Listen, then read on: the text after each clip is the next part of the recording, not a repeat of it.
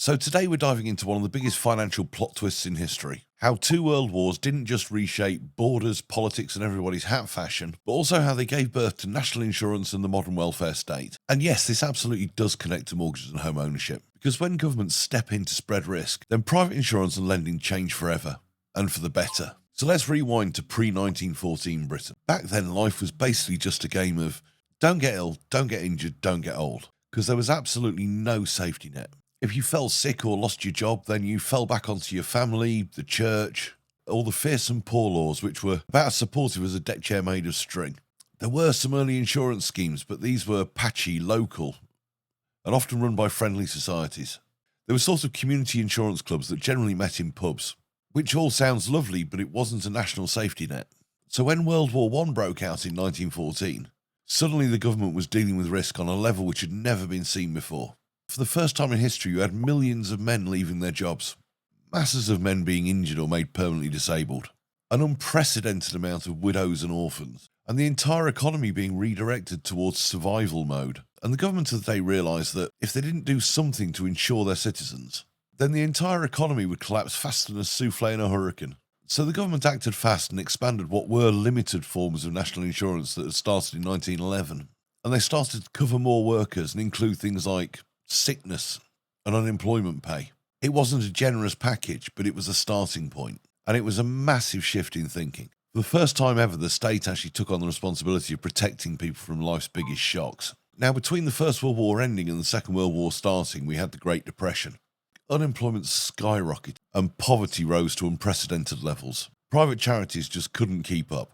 And the government of the day learned a critical lesson. When economic shocks are big enough, somebody has to step up and be the insurer of last resort.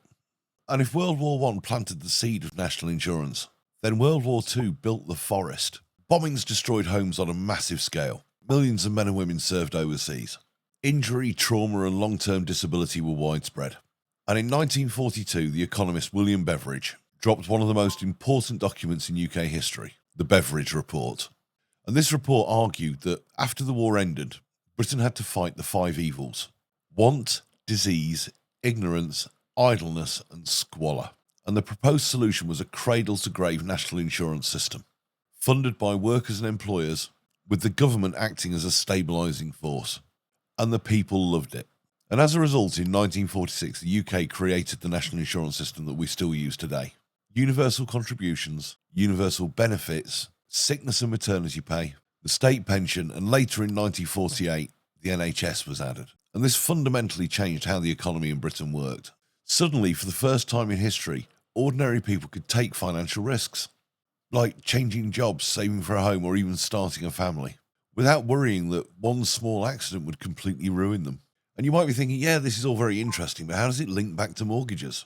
Well, when people have got stability and healthcare and predictable pensions, then everything changes.